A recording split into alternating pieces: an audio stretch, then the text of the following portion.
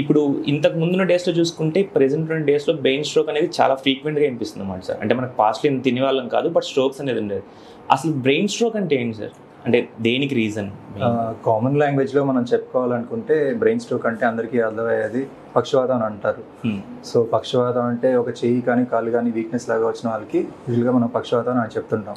కాకపోతే కొంతమందికి ఓన్లీ మూత ఒకటే వంకర పోవటం, మాట్లాడలేకపోవటం, లేకపోతే చెయ్యి కాలు కొంచెం జాలుగా ఉండటం, అవి కూడా పక్షవాతం సంబంధించిన లక్షణాలు అన్నమాట. సో మనం బ్రెయిన్ స్ట్రోక్ అని గురించి మాట్లాడుకుంటే యూజువల్గా హార్ట్ స్ట్రోక్ అనేది కామన్గా అందరూ హాస్పిటల్కి వచ్చి చూపించుకుంటూ ఉంటారు హార్ట్ స్ట్రోక్ అని.